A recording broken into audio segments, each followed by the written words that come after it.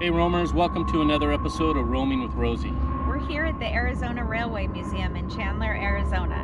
We're going to be checking out some trains today.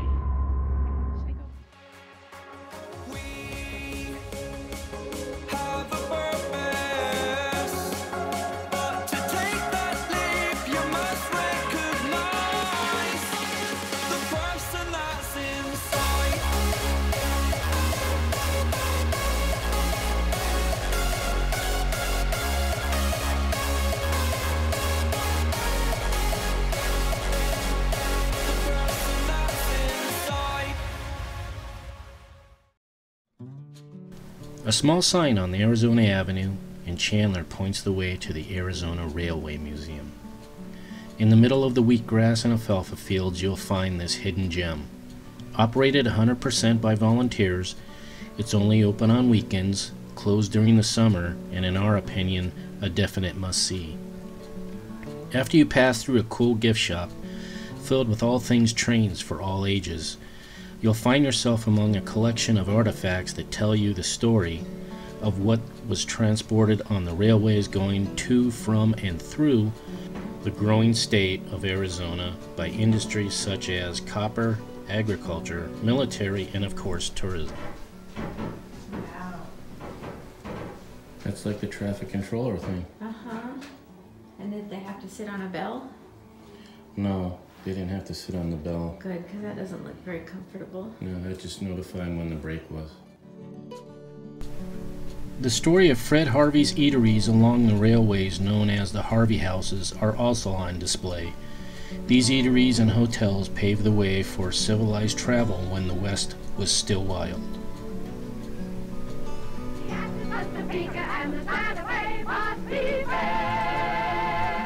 Many of the trains have arrived here in barely recognizable condition and are painstakingly restored by the museum's volunteers. It's obvious these skilled craftsmen have the passion to preserve and share the history of the railways of the Southwest.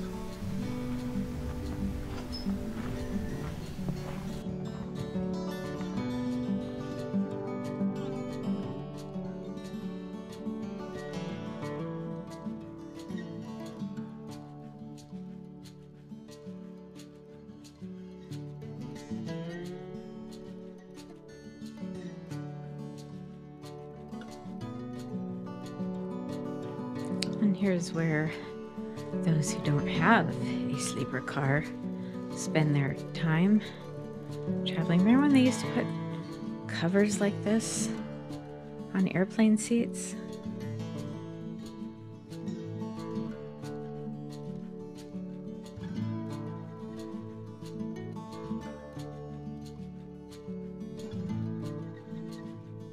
This would be the smoking car, I bet, with the with the bar and everything. Is that this train, this car that we're in right now? I think so. Lounge car. Yeah. Yep. Regal Phoenix. In the 70s in Girl Scouts, one of the things we did was take a train from Los Angeles to San Diego. Ooh, look at this car. It's an observation car. Yeah, let's go check this out. Yeah, when I went from California to Florida, Wow. instead of sleeping in the coach seats next to my mom, Uh-huh. I would come up here and sleep in the observation car. Now, what if the train's going the other way? Do they turn the car around? That would be a lot of work. I don't know. Or would you ride backwards? I have no idea. Very Well, cool. these rotate, Oh, so that answers that question. there you go. But the observation car on Amtrak used to have long kind of bench things, so they weren't like these bench seats. They were long. They went along the thing here. Oh, and you would sleep on I that? would lay down on there and sleep on there, and my mom would be in one of those regular chairs like that back in the coach part. Cool. Oh, this is the bar. Yeah, it's another bar. I bet they didn't have a microwave then. Probably not. Look at the Art Deco details. Yeah, these things. Yeah. Don't walk on the railroad tracks.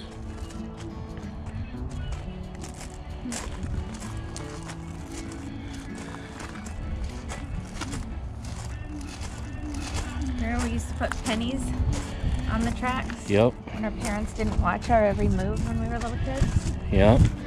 Gone for the day doing dumb stuff like that. You want to hear the ultimate dumb thing? Yeah. At Chatsworth Park, the tunnel that goes through the rocks. Oh, yeah. I stayed in there when a train went through. They had that ledge that had a little pocket that would you could lay in as the train goes by. Talk about loud. And that's why you can't hear. I can hear perfectly. What? I don't know. What's that? This is something that would have been seen like in Roger Rabbit.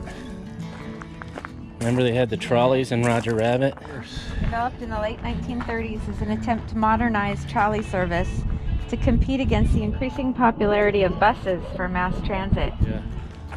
Not just utilitarian. There was actual design. How about the font? Yeah. On the side of the train? And the color and everything. Yeah. It's so timely, like it just really puts you into the 1930s. This is like the one, kind of like the one in Butch Cassidy and the Sundance Kid, where they had the safe inside. Isn't this like if you're running for president, you ride on the back of this? Yeah, and then you fall off. Wave to the crowds. As you fall off.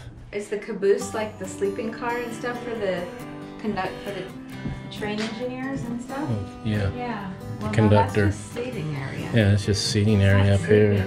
Look at the wood.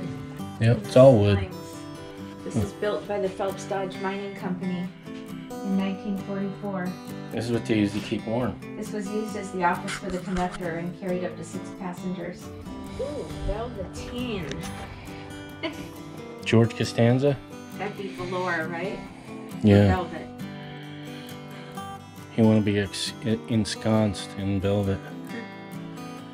He had a velvet workout suit. This car was rebuilt in 1879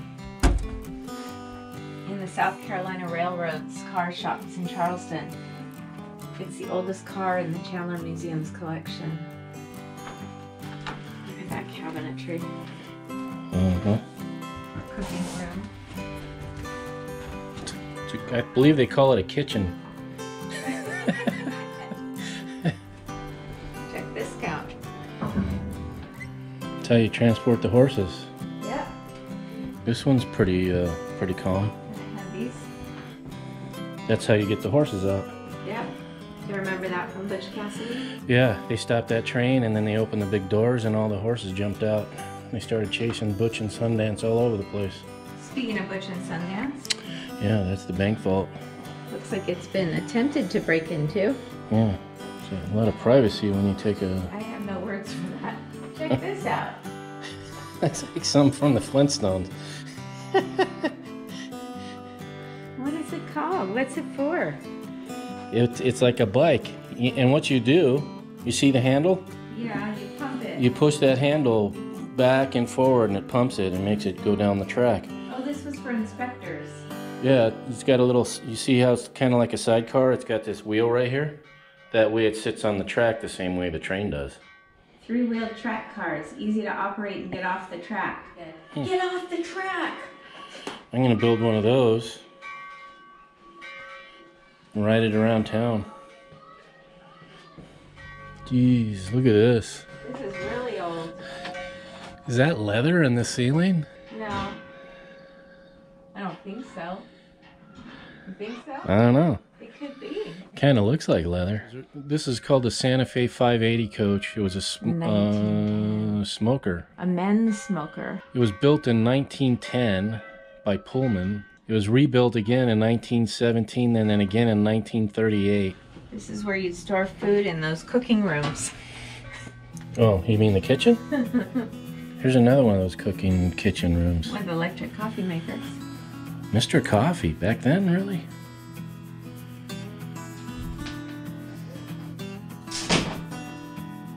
Wow, look at this. This is probably considered pretty luxurious. Sure. Look at that bedroom. And the linens. Pullman linens they've got on there. Yeah, those things, those probably keep you warm in minus 10 degree weather. The shower is. It's actually quite large. Oh, yeah. This one was built in 1927. There was 18 of these superintendent's cars made. They were removed from service in 1966. It was set on fire at one point, but they saved it. Set on fire? Oh, it was deemed unrestorable and it was donated to here in 2008. Look at it, they really restored it. The volunteers here Yeah, they did a good job. at this museum restored it. There's all the damage. Look at what it looked like on the outside. We'll get a picture of the outside to compare. Wow. Look at this rail work.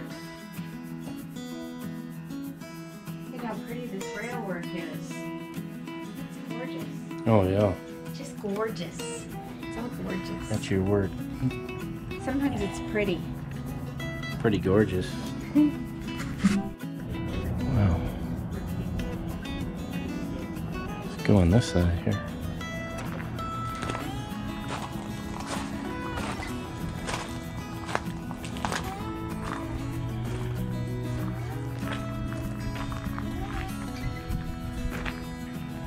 Wow, they relied on lead paint to keep it from soaking up water. Yeah. Wow. You know the thing about lead paint? Well, kids used to lick the wall because it had a weird taste to it. Did you do that? No, I did not do that. I think my brother might. I was dumb enough to go through the tunnel, the train tunnel, and hang out in there. 67,000 pounds. Can you imagine how hot it would be? Yeah, I'm not a tall guy and I almost hit my head on that corner. Know. Imagine how hot it would be up here. Jeez. Okay, so it explains what each valve does. No push button operation here. You have to know what the heck you're doing. So this one's called a 3-dome, 3-compartment, outside riveted tank car. Another crane car. Oh, that's from the Army. Wow. 25-ton crate built for the U.S. Army in 1943. Big turret would rotate around. They could use this crane. That's pretty cool. So I got the epoxy countertop all completed. So now what we need to do is we need to install the sink and install the sink and the countertop into Rosie. So let's go ahead and check that out.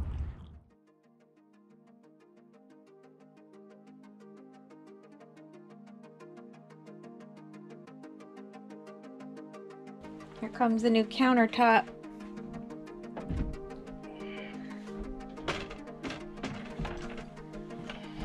Maybe.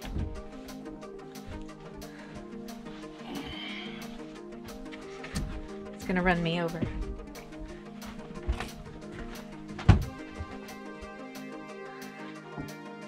Uh-oh.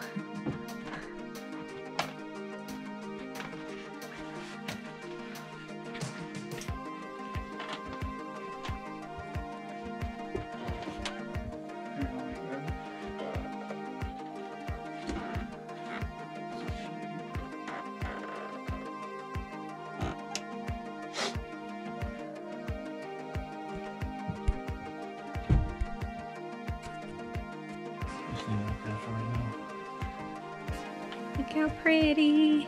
It's so pretty.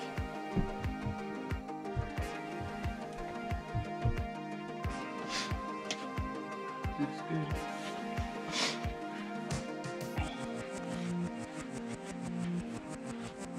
Sign of things to come. Look at how it shimmers. So pretty.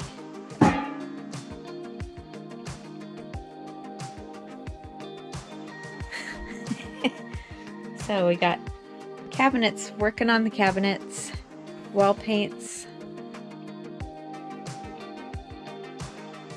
So this is the countertop.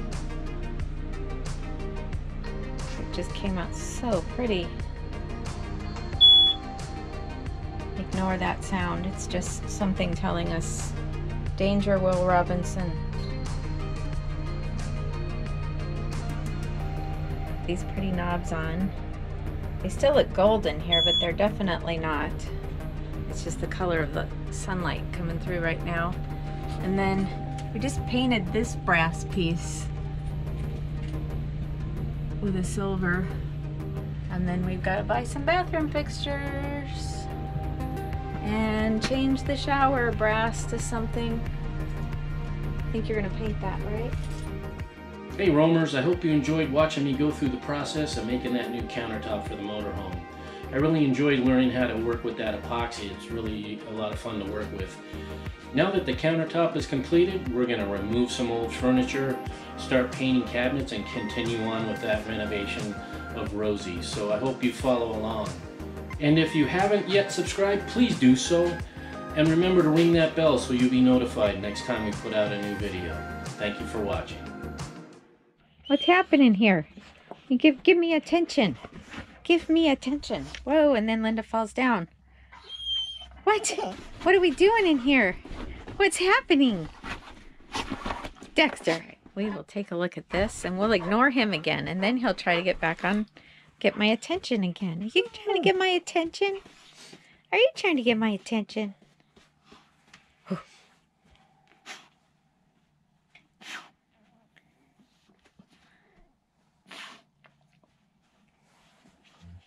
Look at this beautiful countertop. And the ugly gold trim on the shower. And the ugly flower trim on the slide out. More to do.